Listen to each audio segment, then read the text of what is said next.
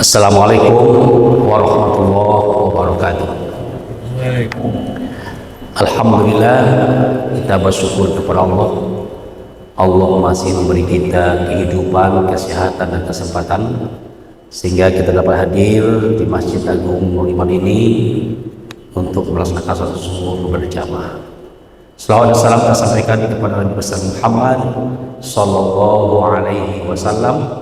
Allahumma sholli ala Muhammad wa ala ali Muhammad. Bapak Ibu kaum muslimin dan muslimat jamaah zuhur Masjid Agung Nur Iman yang dirahmati Allah, kita baru saja berada di bulan Rabiul Awal, sekarang akhir Rabiul Awal. Lalu momentum itu selalu kita ikut setiap tahun dalam rangka memperingati Maulid Nabi, dan yang terpenting adalah mengevaluasi diri kita masing-masing, sejauh mana kita mencontoh, mentauladani Rasulullah. Karena Allah katakan dalam surah Al-Ahzab ayat 21, laqad kana lakum fi rasulillahi uswatun hasanah liman kana yarjullaha wal yawmal akhir wa zakarallaha katsira. Sungguh telah terdapat pada diri Rasul itu contoh teladan yang baik bagimu semua, yaitu bagi orang-orang yang mengharapkan rahmat Allah, mengharapkan kebahagiaan hidup di akhirat, lalu tidak lanjut adalah banyak menyebut nama Allah, wa zakarallaha katsira, banyak berzikir kepada Allah.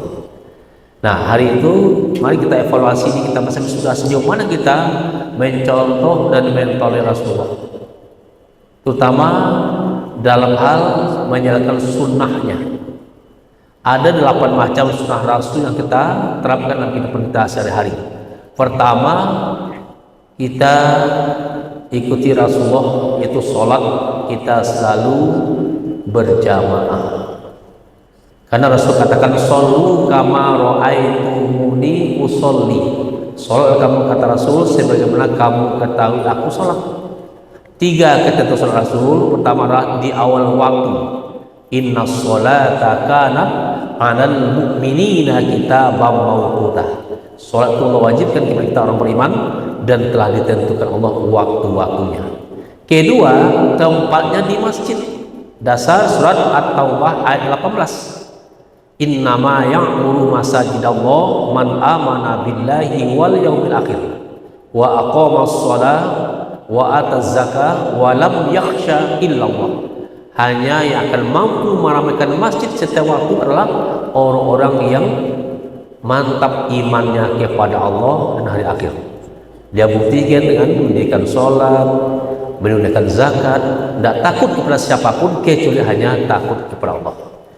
Nah, lalu yang ketiga, sholat dikerjakan secara berjamaah. Surat Al-Baqarah ayat 3 mengatakan aqimus sholah wa atuz zakah warka'u ma'ar raki'in.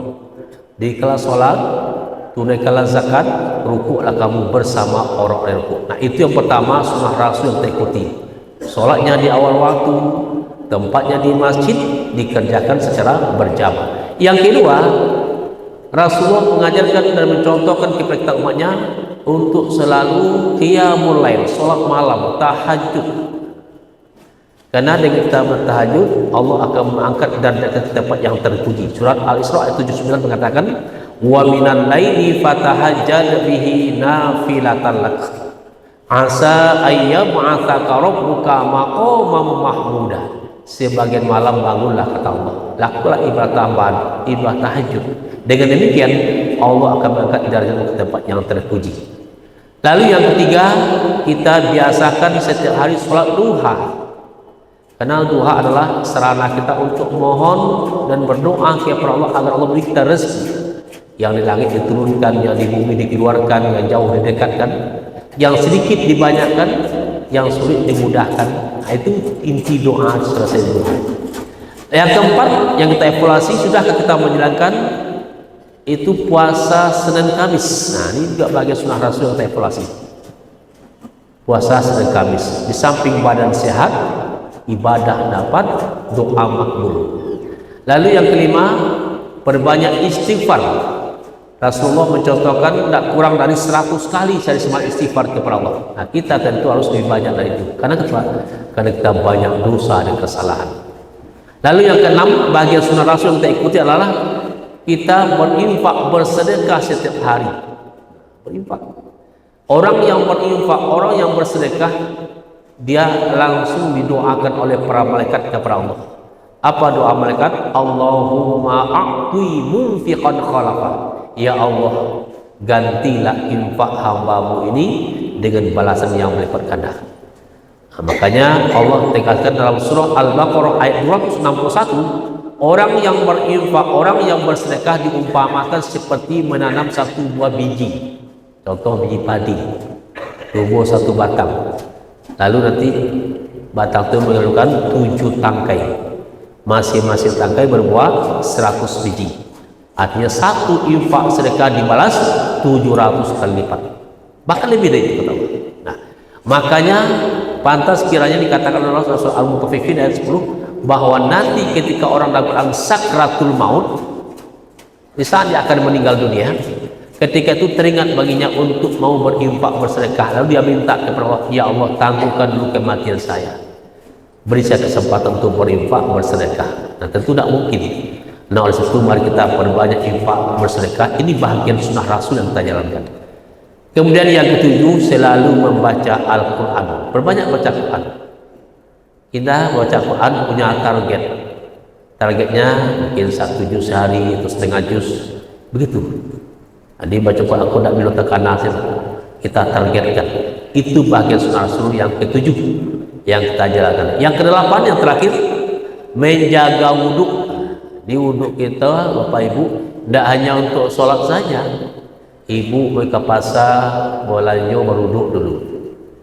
Lalu kita berdoa, insya Allah kondisi kita suci, bersih, dan insya Allah kita akan terjauh dari niat jahat orang lain.